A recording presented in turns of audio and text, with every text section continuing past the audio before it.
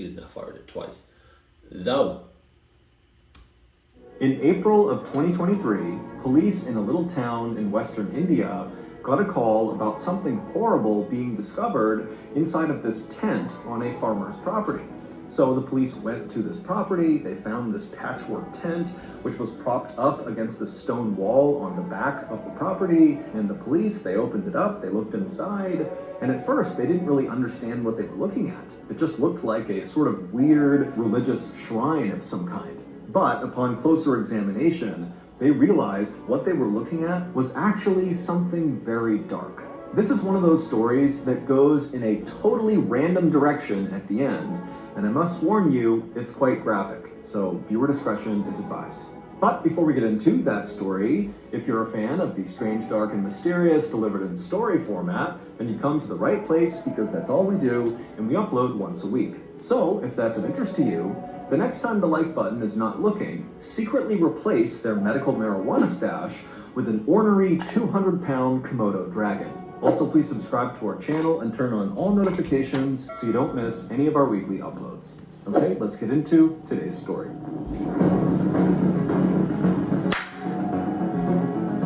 Dice roll. Dice roll.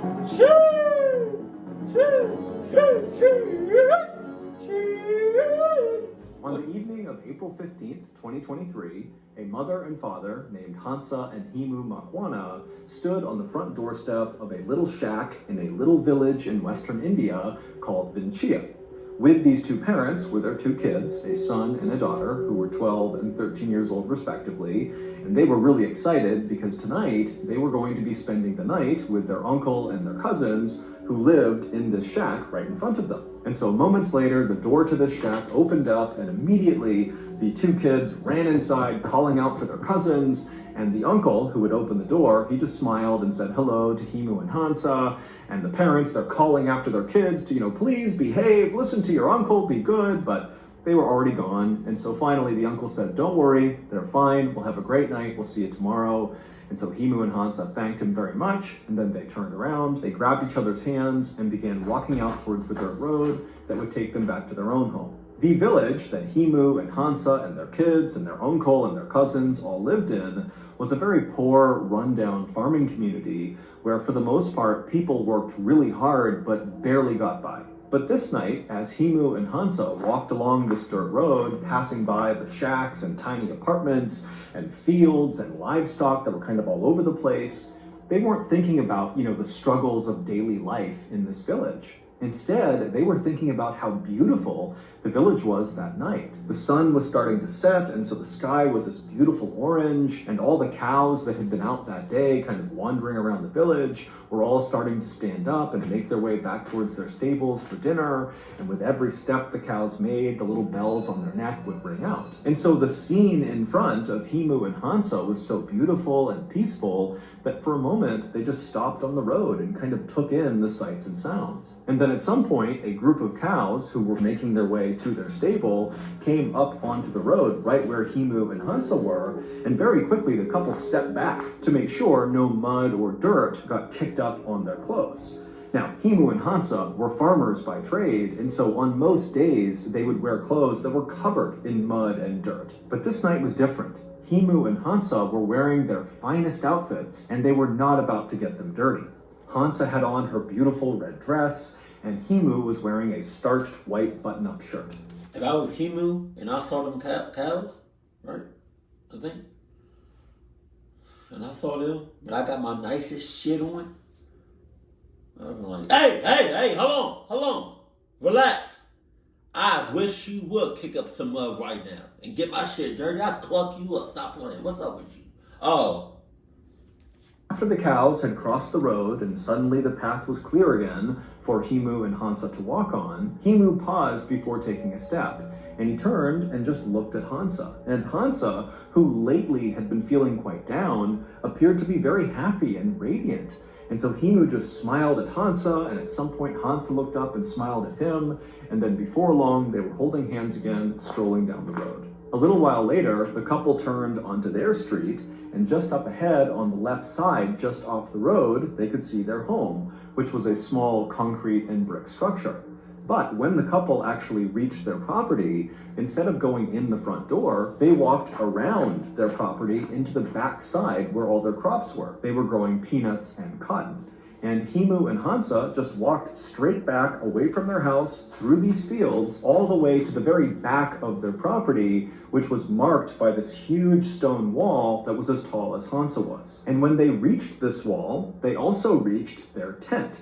It was like this patchwork tent they had built, with one side being supported by the stone wall, and the other side, the side closest to them as they approached it, was supported by these pikes they had driven into the ground. Inside of this tent was the family shrine to the Hindu god Shiva. And over the last couple of days, Himu and Hansa had been working on this new addition to the family shrine. It had been a lot of work, but it was finally done, and tonight, Himu and Hansa were finally going to be able to use it. The couple stood outside the tent, taking in the sights and sounds of the beautiful sunset, and then, one after the other, they went inside the tent. The next day, sometime in the afternoon, Himu and Hansa's children returned from their uncle's house after sleeping over there the night before. And when they got to their home, they went in the front door and immediately called out for their parents. But their parents were not inside the house. I hate stories like these because, like you said in the beginning, it's just what happens comes out of nowhere or something like that, right? It's just random. I hate stuff like that. Because that makes me think, like, what if you taking your coworker home one day, y'all cool as hell, right? You know, they give off, good vibes, right? And then all of a sudden, either you give them a ride either you give them a ride or they give you a ride. And they've been giving you, or vice versa, you've been giving them a ride for a while. Everything just seems fine, normal. Then out of nowhere, they just punch you in the face.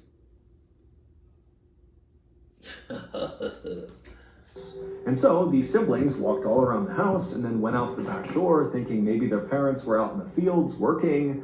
But when they went outside, they saw their parents were not out there either. And so as the kids stood there kind of wondering where their parents were, the boy said to his older sister, maybe they're in the shrine. So the kids left the back of their house, they cut straight across the field all the way to that back stone wall where they found the shrine, the tent that was propped up against the wall.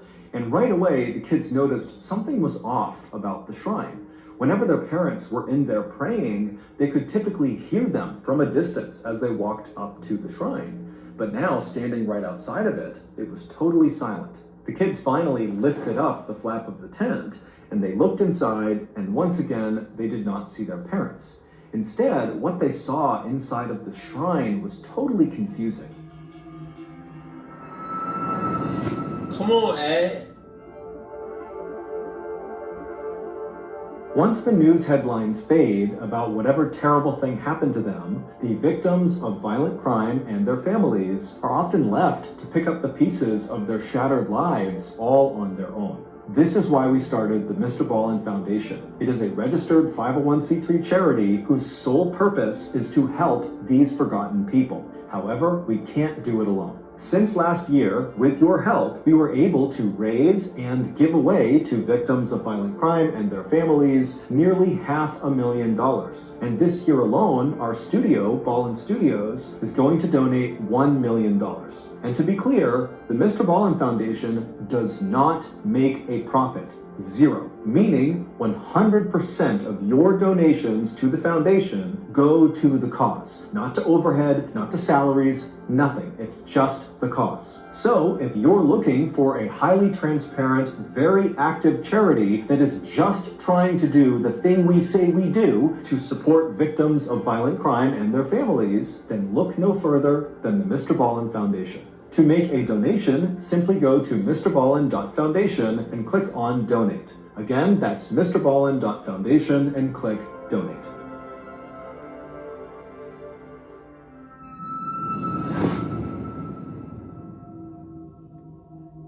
The shrine, which their parents typically kept absolutely immaculately clean at all times, looked kind of dirty. there was this weird rusty colored liquid kind of all over everything, including on some of the holy objects, like the picture and statue of Shiva. And in the middle of the shrine, where there was this fire pit, were these two hunks of meat that looked like they had been placed in the fire and then forgotten about. The kids knew their parents would never leave the shrine in this condition, nor would they spoil food and let it sit out on a fire and not eat it. And so they're thinking to themselves, what happened inside of the shrine, and where are my parents? He said two things of meat. It best not be them whole. And then, when they did one more look around the inside of the shrine, they noticed something that they had not when they first opened up the tent. And when they realized what it was, they screamed and took off running. This is the story behind what those children saw. The night before, when their parents, Himu and Hansa, stepped inside the tent, they looked around and surveyed the shrine. Right in the middle of the shrine on the ground was that fire pit, and then off to the right side of the fire pit was a small egg-shaped statue that was a statue of Shiva, and then next to the statue was a picture of Shiva. Shiva is a powerful figure in the Hindu religion.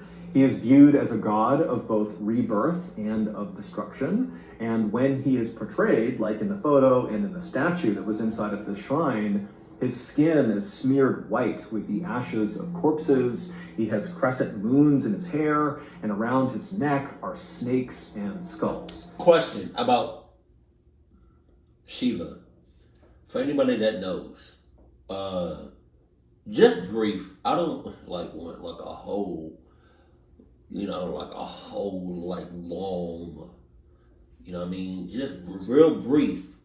But somebody can tell me why he has 4 hands. I feel like he has 4 hands. Why does he have 4 hands? Let me know in the comment section below.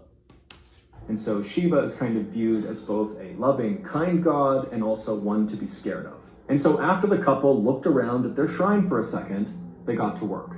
Even though that night it was very hot and muggy outside, the first thing the couple did was get some firewood off to the side inside of this tent, put it in the fire pit, and start a fire. And then after the fire was built, Hansa began sprinkling orange flower petals all around the statue and picture of Shiva. And at the same time, Himu got out a piece of paper and began writing a note. And as he wrote, his hand shook with nervous anticipation of what they were going to do that night.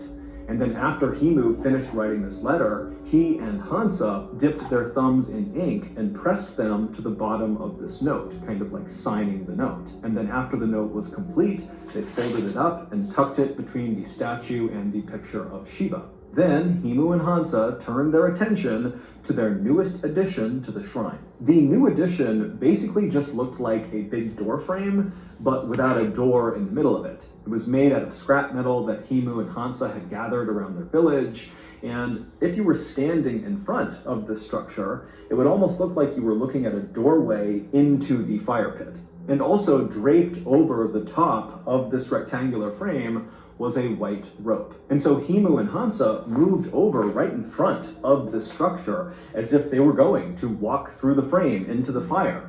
But instead of doing that, they knelt down right at the base of the structure, right in the dirt, and then they both, in unison, began to say a prayer out loud. And then after the prayer was done, Himu reached up and grabbed one end of this white rope, and he began pulling it until it was tight. And then he pulled it a little bit more and a little bit more until he had it right where he wanted it, and then he held the rope steady. And then Himu, still holding onto this rope, along with Hansa, very carefully got down onto their bellies, Himu being very cautious not to give any slack to the rope or pull it any farther. And then once they were in position on their bellies, all they would have heard was the crackling of the fire in front of them, and all they would have felt was their hearts beating in their chest. Now, very likely, Himu and Hansa were terrified at this point, but this was their moment. They had come too far, and they knew they had to finish this ritual. And so, with one last loving look at each other, the couple nodded, and then turned their attention back to the fire, and then Himu let go of the rope. The rusty-colored liquid that Himu and Hansa's children would discover inside of this shrine the next day was Himu and Hansa's blood. and the 2 hunks of meat that their children saw in the fire pit were their parents' decapitated heads. The children realized this was the case when they scanned around the tent one more time and noticed their parents' headless bodies lying side by side at the base of the structure. So, are you telling me Shiva told you to do this? Because maybe I'm just a little bit confused. Because if you're telling me Shiva told you to do this,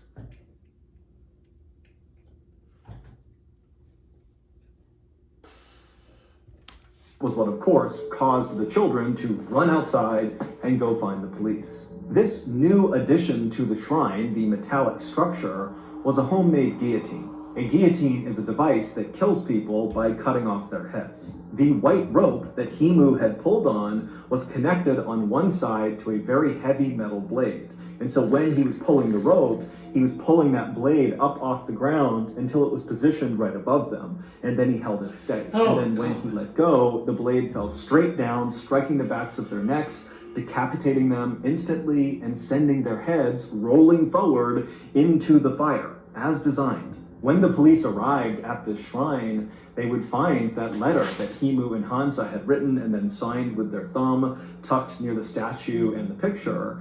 And in this note, Himu and Hansa would not give a reason for why they did this, but they would say, this was our choice, we wanted to do this, we just ask that our living family members take care of our children and our elderly parents. No one has been able to give a reason for why Himu and Hansa intentionally decapitated themselves and then let their heads burn in a fire. Their family has said there was no indication that the couple was going to commit suicide. I mean, they seemed happy, they were not financially well off, but they were not financially struggling either. It seemed like their life was good. And so basically, this whole thing came out of left field. As for the police, they believe that Himu and Hansa must have been performing some sort of black magic ritual where they believed if they lopped their heads off and allowed them to roll forward and burn in this fire, that somehow would bring them closer to perhaps Shiva or some other god or some other higher power. But as of today, no one knows. you know what's crazy about stuff like that?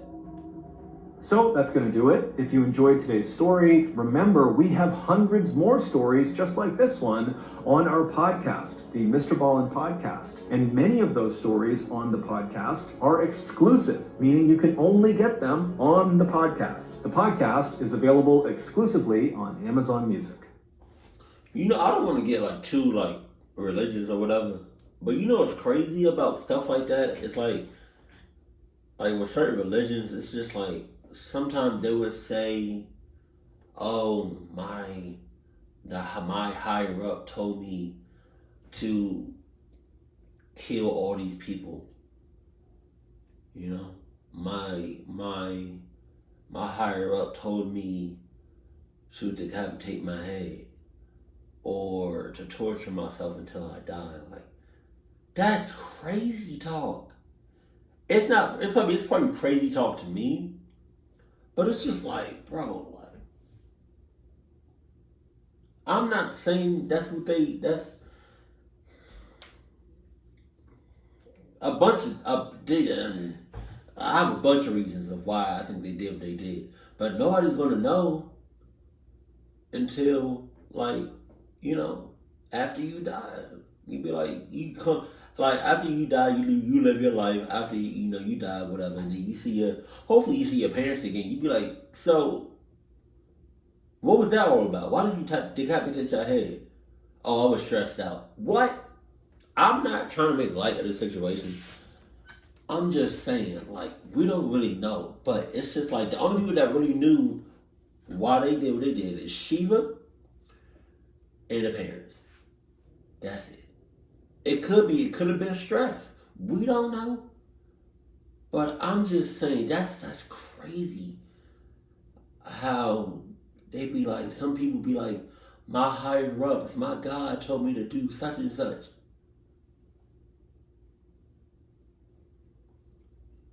That's crazy, man. Man. May God rest their soul, or may Shiva rest their soul. Because, yeah, that's crazy. I hope I didn't piss nobody off. I hope I didn't come off disrespectful. I'm sorry if I did, but it's just like, that's crazy. You got a whole living family and friends and neighbors and coworkers and all that love you. And you just, all right, I'm sorry. Keep it cool, keep it pleasant, and I love you, stay happy. My family.